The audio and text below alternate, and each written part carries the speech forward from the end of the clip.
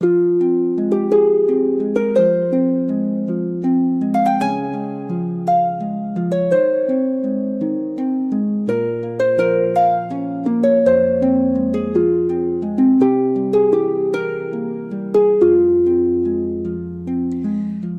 Dduw, yn llon pob lle, yn bresennol ym mhob man, yn agos ato ni yn awr, dy agosrwydd yn gysur i ni, dy agosrwydd yn ein gwroli, dy agosrwydd yn dangnefedd. Offrymwn i ti gariad ein calonnau, dyhead dwfn ein heneidiau, a moliant ein genau.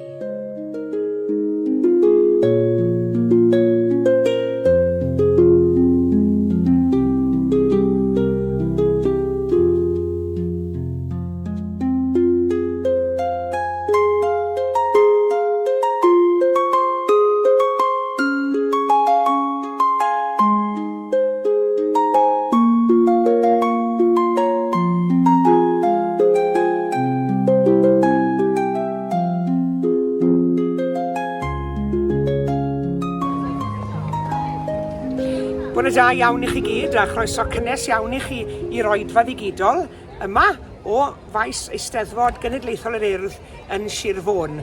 Mae wedi bod yn wythnos boeth ofnadw, ond yn wythnos llwyddiannus iawn. Ond fel y'ch chi'n gallu gweld wrth y faner y tu ôl i fi, mae yna chydig o awel heddi, a diolch am hynny.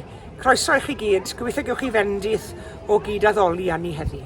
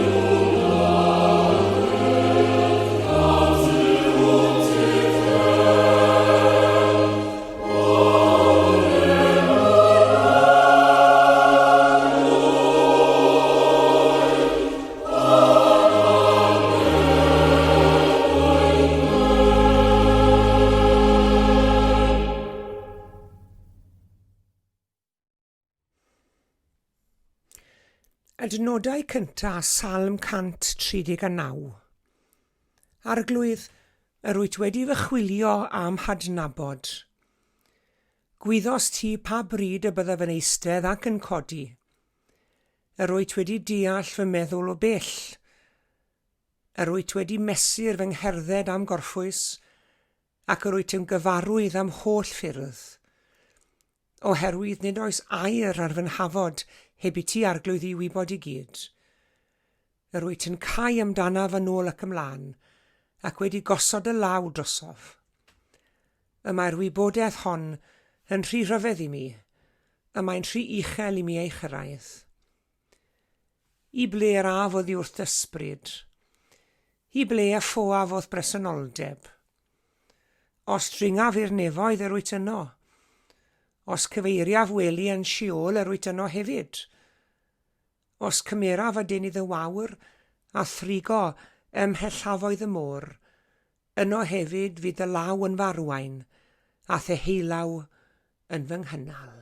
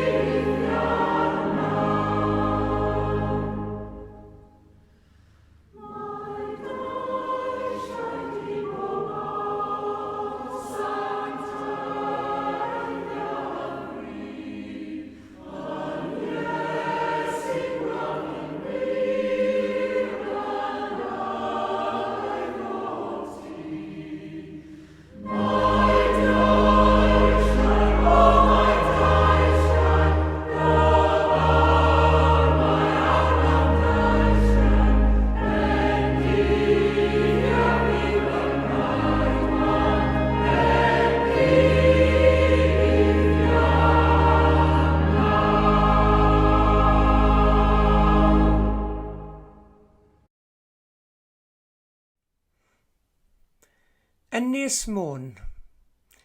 Mae'n debyg bod enw'r ynys wedi ymddangos yn gyntaf mewn ysgrifen yn ei ffurf Ladin, sef Mona.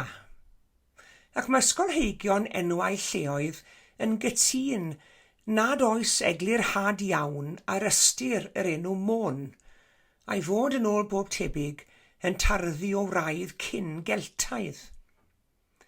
Mae enw Saesneg yr ynys, sef Anglesey, yn dod o darddiad llychlynaidd y Vikings.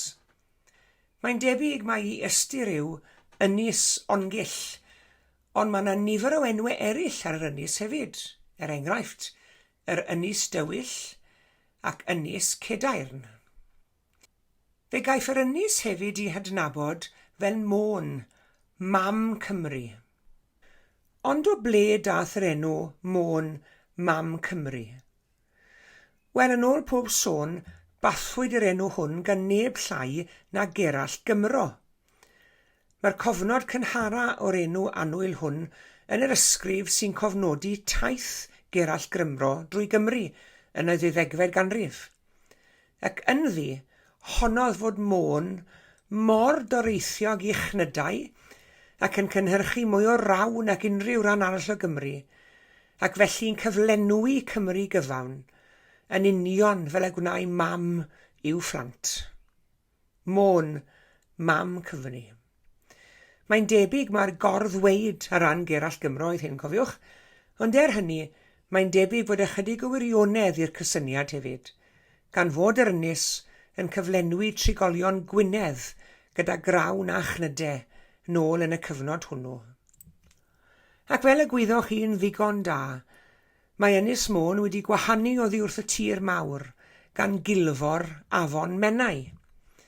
Mae'r tir mawr yn cael ei gysylltu ar ynys gan ddwy bont, y bont wreiddiol, sef Pont y Borth, y mae digon o sôn wedi bod amdani yn y newyddion wrthnos hon, oherwydd bod wedi bod ar gau am y rhan fwyaf yr wrthnos gweitha'r modd.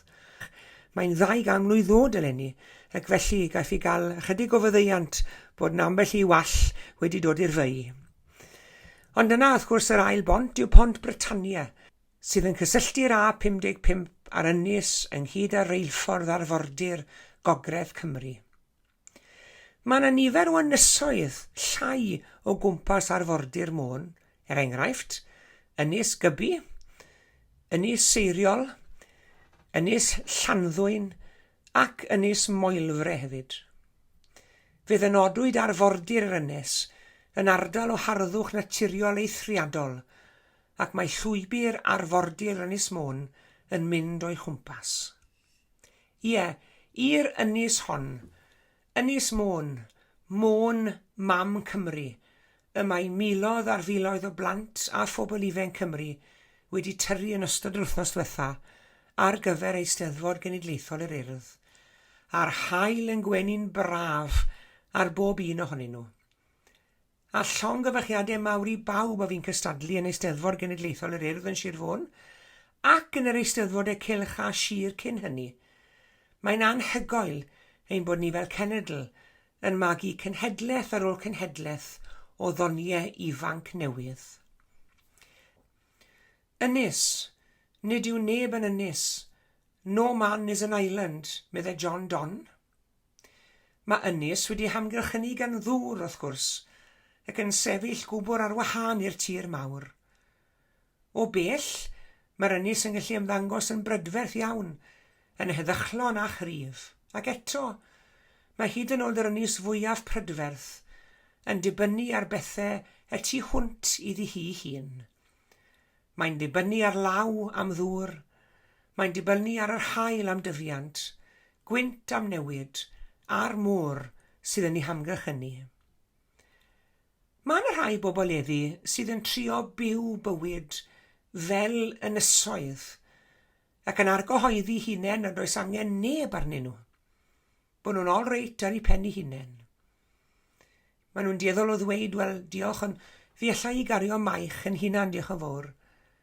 Fi allai amladd fy mrwydyr ar fy mhen fy hun. Fi allai ddelio am hoen ar fy mhen fy hun. Ond cheson ni ddim ein creu ar gyfer unigedd. Mae profiadau bywyd yn gallu ein gwthio ni tuag at unigrwydd ymell waith, ydy. Mae siom a poen ac ofn yn ein troi ni'n ynysoedd ymell i waith. I ni'n gallu tynnu nôl oddi wrth bawb oherwydd ein bod ni'n meddwl bod pellter yn ein hamddiffyn ni. Ond yn aml, mae gwahanu yn creu gwacter dyfnach o lawer. Nid yw hyd yn oed coed ar ynys yn tyfu ar ei pen ei hunain. Mae gwreiddiau'n ymestyn i'r un deiar. Mae adar yn hedfen atynt. Mae'r tonau'n cyffwrdd â'i glannau. Mae bywyd yn cysylltu â bywyd. A felly hefyd gyda ni, mae eisiau'n gilydd arno ni. Mae angen cyfeillgarwch, caredigrwydd, tosturi, ac mae angen cymuned arno ni.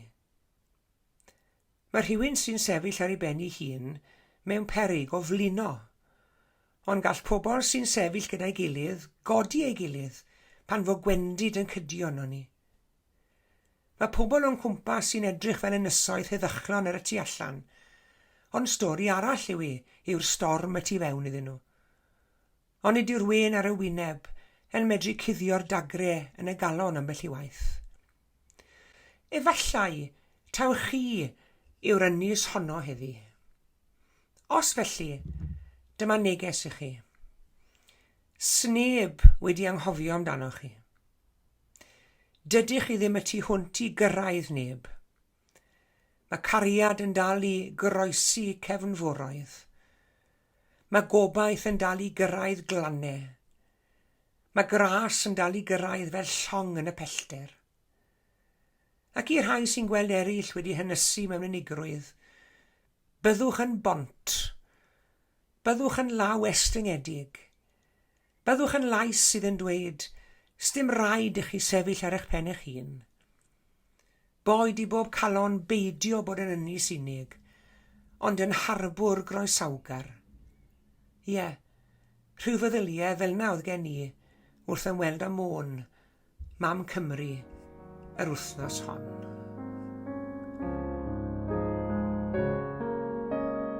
Fel yr hydd a fref am ddyfroedd, felly mae fy enaid i. Yn dyhau am fod yn agos mwyn profi wrth gwmni di.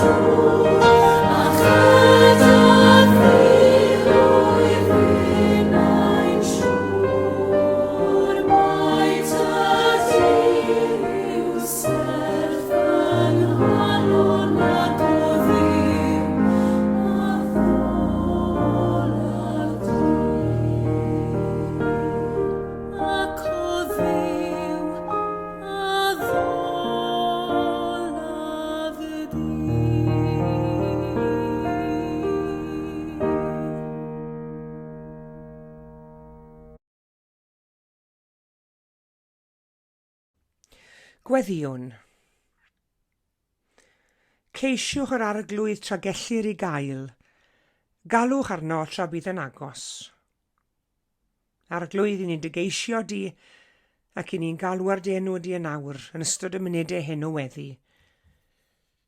ac i ni'n rhoi diolch i ti am dagosrwydd atom, ac i ni'n cyflwyno'n hunain i ddofal ac yn llawenhau yn dy gwmni.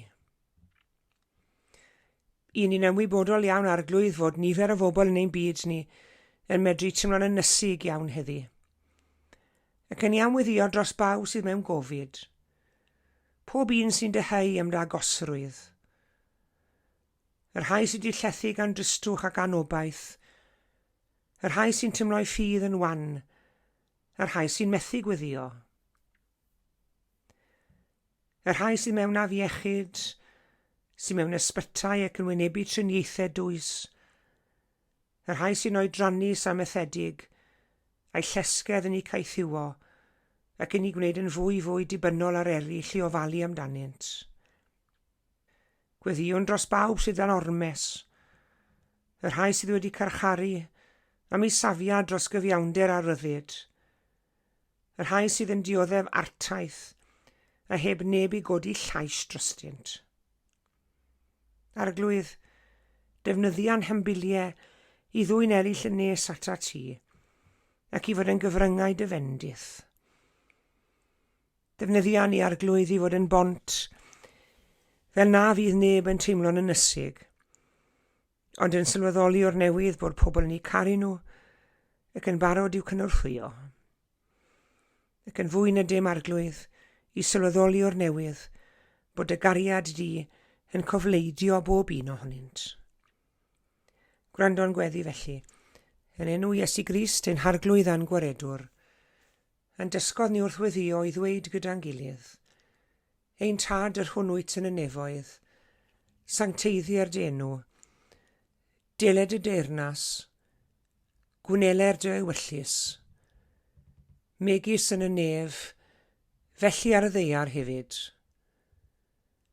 Deroi i ni heddiw ein bara beunyddiol, a madda i ni ein dyledion, fel y myddeiw ninnau un dyledwyr. Ac nac arwain ni brofedigaeth, eithir gwared ni rhag drwg. Can ei seiddo ti o'r deyrnas, a'r nerth, a'r gogoniant, yn oes oesoedd. Amen.